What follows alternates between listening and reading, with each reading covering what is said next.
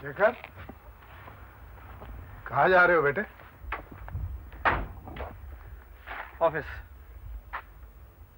मैं तो खैर तुमसे ही मिलने आया था। खैर कोई बात नहीं, तुम काम पर जाओ। कुछ जरूरी तो नहीं है कि मेरे आने से तुम अपना प्रोग्राम बदल लो। नहीं, ऐसी बात नहीं है पापा। दरअसल ऑफिस में अंजलि आने वाली है, मुझे उससे मिलना था। कोई प्रॉब्लम हो गई क्या? नहीं पापा, प्रॉब्लम तो नहीं। उस दिन अंजलि की माँ हमसे मिलने घर पे आई थी और उन्होंने डैडा को देखा और अचानक वहां से चली गई। मैं जानता हूँ, शेखर डैड ने बताया था मुझे, इसलिए मैंने सोचा कि तुम अपसेट होगे और तुम्हें मेरी जरूरत होगी। मैं अपना ख्याल खुद रख सकता हूँ पापा। और तुम्हें देखकर ऐसा बिल्कुल नहीं लगता बेटे। बात यह है ना पापा कि कई सालों तक आप हमारे साथ नहीं रहे और हमेशा हम ये सोचते आए पापा कि आपके साथ नाइंसाफी हुई है।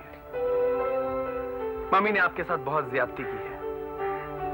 पापा, मुझे और शेफाली को बहुत बार प्रॉब्लम्स होती थी, इमोशनल प्रॉब्लम्स, जो हम आपके साथ शेयर करना चाहते थे, बांटना चाहते थे, लेकिन कभी ऐसा कर नहीं पाए पापा। हम ये सोचते थे कि आप पर ऑलरेडी इतना बोझ है, अगर हम हमारी परेशानी आपको बता देते हैं तो हम आपकी प्रॉब्लम्स बढ़ा देंगे।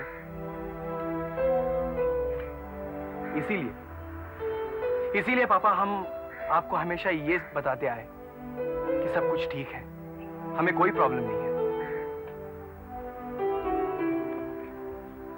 लेकिन आज जाकर पता चला है पापा कि मम्मी ने आपके साथ नहीं, आपने मम्मी के साथ ज्यादती की है। हम हमेशा अपने आप को कसूरवार ठहराते आए, गिल्टी महसूस करते थे हम, लेकिन नहीं पापा। इसीलिए कहता हूं कि अगर आज मुझे कोई प्रॉब्लम होगी और मेरे सामने आप आकर खड़े होते हैं तो मैं आपसे कुछ मदद नहीं लूंगा। शेखर बेटे, क्या इस बात के लिए तुम मुझसे जिंदगी भर नाराज रहोगे? क्या तुम मुझे कभी माफ नहीं करोगे? पापा, माफ तो वो आदमी कर सकता है कि जिसके पास भगवान का दिया इतना कुछ है कि अगर उससे थोड़ा भी छिन जाता है तो उसे तकलीफ नहीं होती। एक अमीर आदमी के पास से अगर चोर कुछ चुराता है और उस अमीर आदमी को अगर तकलीफ नहीं पहुंचती तो वो उस चोर को माफ कर सकता है पापा। लेकिन एक गरीब आदमी जिसके पास सिर्फ खाने भर की रोटी हो और वो चोर उससे वो चुरा लेता है, तो वो गरीब आदमी उसे कैसे माफ कर पाएगा पापा? और इस मामले में मैं और शेफाली बहुत गरीब है पापा, बहुत जरूरतमंद है। बेटे, मैंने तुम लोगों के लिए क्या नहीं किया बेटे? आपने हमारे लिए क्या किया है और क्या नहीं किया ये मैं नहीं जानता पापा। मैं बस इतना जानता हूं कि हमारी उम्र के लड़के जो अपने हर प्रॉब्लम सॉल्व कर सकते हैं, वही प्रॉब्लम मैं और शेफाली क्यों नहीं सॉल्व कर सकते? हम कुछ कदम चल के हमेशा थक क्यों जाते हैं? मुझे और शेफाली को हमेशा बैसाखी की जरूरत क्यों महसूस होती है पापा? और बाकी के बच्चे बगैर थके दौड़े चले जाते हैं। मैं और शेफाली आप पर कभी यकीन क्यों नहीं कर पाए पापा? बाकी के सारे बच्चे तो अपने पापा पर ही डिपेंड करते हैं ना। नहीं पापा, प्लीज फॉरगेट इट। पापा, जिंदगी में जैसे बाकी की चीजें मुझे आसानी से नहीं मिली, वैसे ही अंजलि को पाना मेरे लिए बहुत मुश्किल बात है। I have to reach the workshop before she comes. Anyway पापा, सी यू। बेटे, मैं तुम्हें यह बताने आया था कि मैं अंजलि की मां से मिला था, पर तुम सुनना ही नहीं चाहते हो।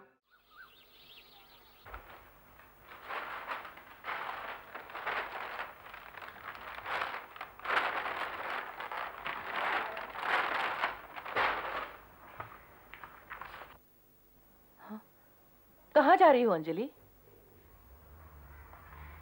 अपनी वर्कशॉप।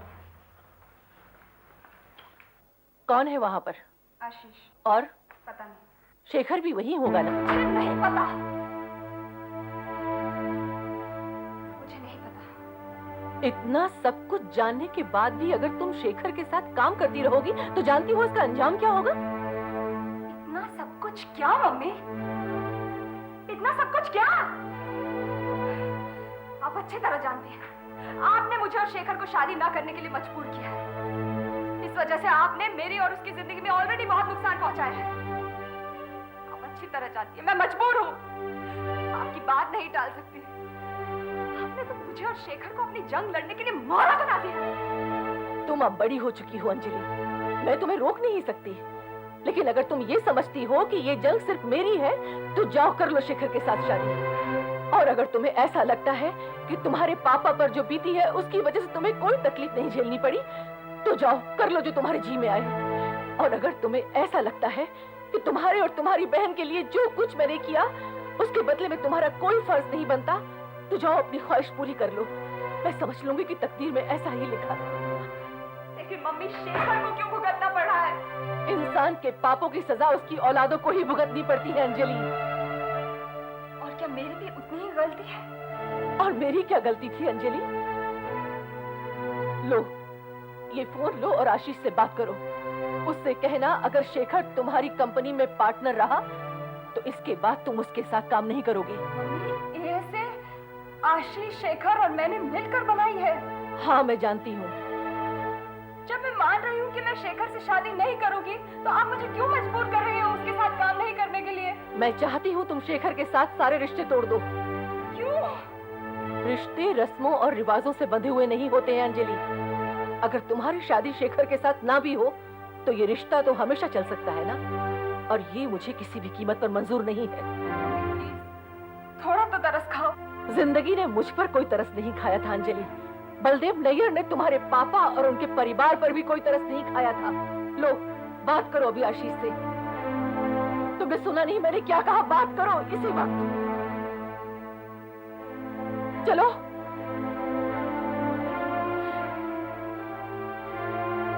मम्मी प्लीज एक बार फिर सोचो। मेरे बारे में ना सही तो मेरे बच्चे के बारे में तो सोचो जिसने अभी तक जन्म ही नहीं लिया। तुम जिस बच्चे को जन्म देने वाली हो अंजलि उसे तुम्हारे पेट में रहते हुए इस बात का अंदाजा होना चाहिए कि नैयर परिवार और हमारे बीच जो आग जल रही है वो कितनी तेज है। उस आग की तपन उसे अभी से महसूस होनी चाहिए। अभी इसी वक्त बात करो आशीष से।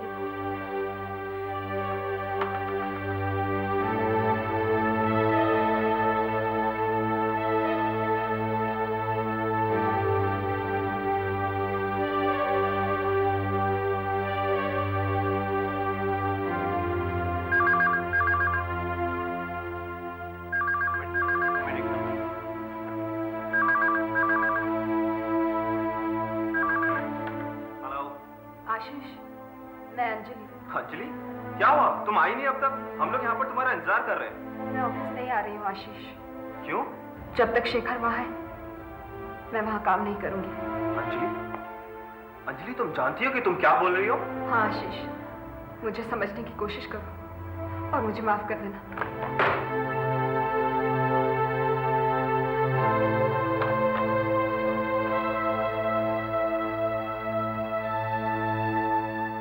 क्या हुआ आशीष? कुछ नहीं यार। आशीष अंजलि ने क्या कहा? डैविड मुझे हक है यार जानने का। शेखर अंजलि ने कहा है कि वो तब तक एएसए में काम नहीं करेगी जब तक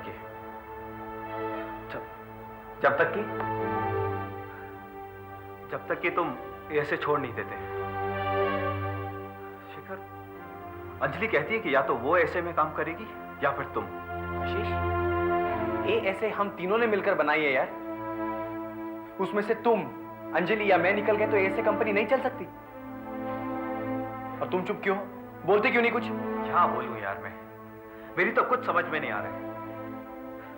ये सब क्या हो रहा है मुझे कुछ पता नहीं। जो कुछ पहले हुआ उसी को हजम करने की कोशिश में हूं। ठीक है, अगर तुम्हें कुछ भी पता नहीं है तो मैं खुद वहां पे जाकर पता चलाता हूं। ओके प्लीज अगर इस तरह वहां गुस्से में तुम जाओगे तो हो सकता है बात और बिगड़ जाए। अपने गुस्से को थोड़ा काबू में रखो। आशीष मेरी जिंदगी के साथ खेल खेला जा रहा है और तुम क्या चाहते हो? मैं चुप बैठकर सुनता रहूं ये सब? मुझे मेरे सवालों का जवाब चाहिए आशीष। शेखर प्लीज रिलैक्स यार। जब हमें अपने आप पर थोड़ा काबू हो जाए तब हम वहां जाकर पता लगाने की कोशिश करेंगे और तब तक हमें बिल्कुल रिएक्ट नहीं करना चाहिए। नहीं आशीष, मुझे अभी अंजलि के घर जाके सब कुछ पता लगा। नहीं शेखर, रुक जाओ। शेखर, मैं तुमसे वादा करता हूं मैं तुम्हारे साथ वहां चलूंगा और हम दोनों मिलकर अंजलि की मम्मी को समझाने की कोशिश करेंगे। उन्हें हमारे सवालों का जवाब देना ही पड़ेगा। आशीष, मुझे समझ में नहीं आ रहा आखिर मैं करूं तो क्या करूं यार। किसी को तो मेरी मदद करनी पड़ेगी ना। किसी को तो मुझे बताना पड़ेगा कि आखिर अंजलि मेरे साथ शादी करने के लिए राजी क्यों नहीं है।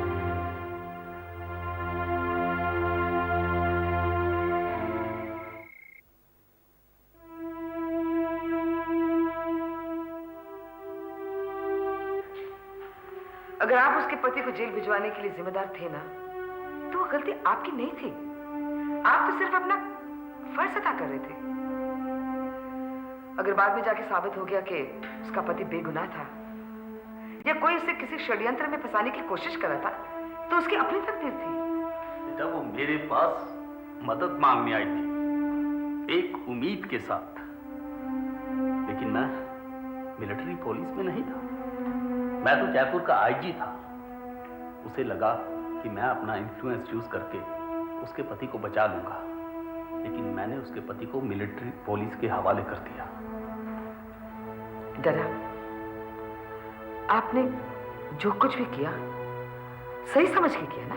हाँ, अब आपने जानबूझ के तो उसके पति को जेल नहीं भिजवाया था ना, और ना ही आपकी उसके साथ कोई जाती दुश्मनी थी। नाइंसाफी कोई आपने जानबूझ के तो की नहीं। वो अकेली औरत थी, 2 बच्चों की माँ, और वो भी लड़कियां। भगवान जाने उसके बाद उसके ऊपर क्या बीती होगी, कितना कोसा होगा उसने मुझे, कितनी बददुआ दी होगी। ये सब जो भी आज हो रहा है ना, ये भगवान का किया है और उसकी प्रार्थनाओं का जवाब है। वो मुझे बर्बाद करना चाहती है। शेखर के जरिए हम सबको बर्बाद करना चाहती है। वो ऐसा कुछ नहीं कर सकती डरा। जया, अंजलि शेखर के बच्चे की मां बनने वाली है और वो बच्चा तुम्हारा ग्रैंड चाइल्ड होगा। जो कीमत मेरी जिंदगी में शेखर, शेफाली, रूपाली, आयशा और शिखा की है, तुम्हारी जिंदगी में उस बच्चे की वही जगह होगी। हम कर भी क्या सकते हैं? मुझे नहीं लगता कि वो शेखर और अंजलि की शादी होने देगी। और यहाँ मैं सोची थी कि दोनों की शादी ना हो। हालात को बदलते देर नहीं लगती। कुछ ना कुछ रास्ता तो ढूंढना ही पड़ेगा। शेखर को अंजलि से शादी करनी होगी और बच्चे को अपना नाम देना पड़ेगा। यार, मुझे लगता है कि हमें थोड़ी देर के लिए रुक जाना चाहिए, कुछ समय तक इंतजार कर लेना चाहिए। हो सकता है कि वक्त के साथ साथ हालात ठीक हो जाए। नहीं इंदर, वक्त के साथ हालात और बिगड़ जाएंगे। सुलभा माथुर ने कभी जिंदगी में नहीं सोचा होगा कि उसे ऐसा मौका मिलेगा, और अब जब उसे मौका मिला है, वो इस मौके को हाथ से जाने नहीं देगी। वो बदला जरूर लेगी। इस बात को हम जितनी जल्दी समझ जाएं, उतना हमारे लिए अच्छा है। इस बात का एहसास है हमें, लेकिन अब हम क्या करें? शेखर को कहें कि अंजलि को लेके भाग जाए? तुम हमेशा उल्टा क्यों सोचती हो जिया? मुझे लगता है कि हमें सुलभा माथुर के पास जाना चाहिए, उससे माफी मांगनी चाहिए, ठीक वैसे ही जैसे उसने घुटनों के बल मेरे सामने मांगी थी, गिड़गिड़ाई थी वो। मुझे उसे इस बात की तसल्ली देनी चाहिए कि उसने अपना बदला मेरे से ले लिया है। नहीं दादा, आप ऐसा कुछ नहीं करेंगे। इसके अलावा और कोई चारा नहीं है जिया। वो मैं नहीं जानती, लेकिन मैं नहीं चाहती कि मेरे डडा मेरे बेटे के खातिर किसी के सामने हाथ जोड़े। वैसे भी शेखर उस लड़के के साथ शादी करने के लिए यूं ही जिद कर रहा है। जिया, नो डडा, आप ऐसा कुछ नहीं करेंगे। जया ठीक कह रही है डैड। ठीक है, अगर आप दोनों कहते हैं तो मैं कुछ कर भी नहीं सकता, लेकिन अपनी जिंदगी के एक्सपीरियंस से मैंने एक बात सीखी है कि जब बर्बादी शुरू हो जाती है तो इंसान को पता नहीं चलता कि कब किस वक्त सब कुछ तबाह हो गया। अगर शेखर ने अंजलि से शादी नहीं की या वो शादी नहीं हुई और अंजलि ने बच्चे को जन्म दे दिया तो शेखर पे क्या गुजरेगी? वो तो अभी बड़ा छोटा है और सेंसिटिव भी। बेटा, जिंदगी के थपेड़ों को सहन कर पाना उस लड़के के लिए अभी बहुत मुश्किल है।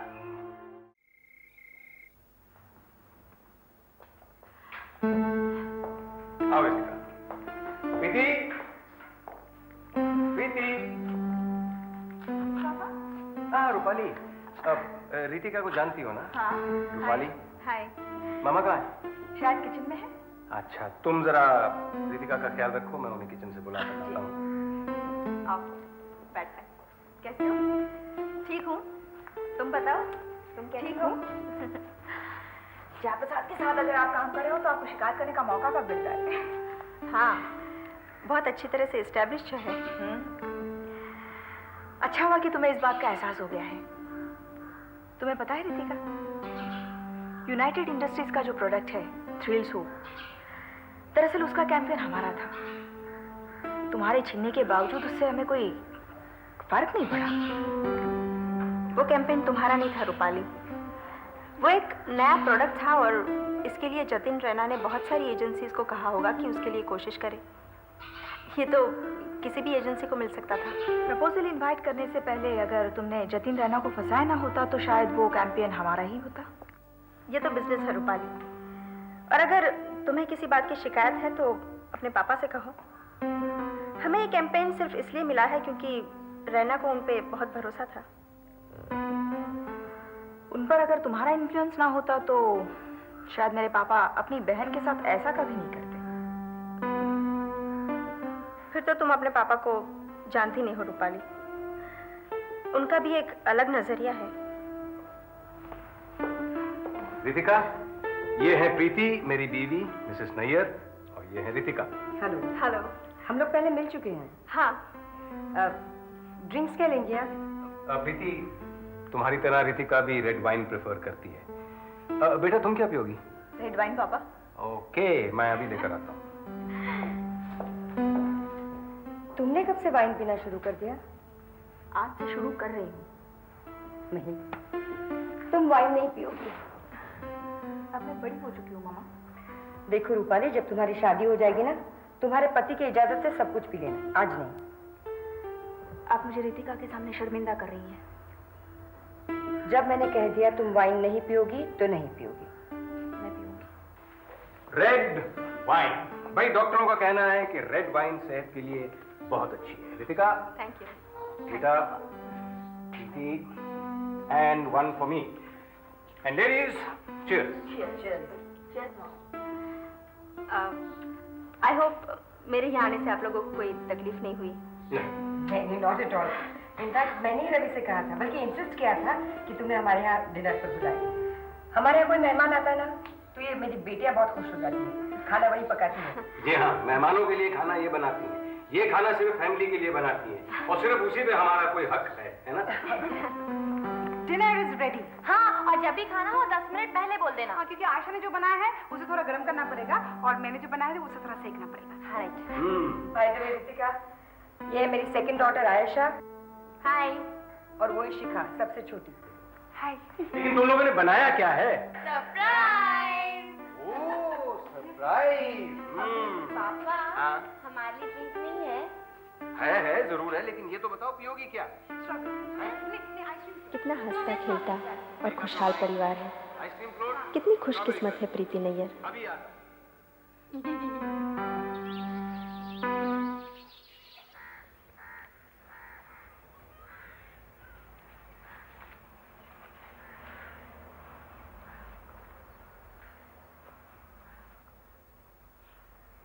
दीपक, बोलो, क्या बात? प्रिया माँ बनने वाली है।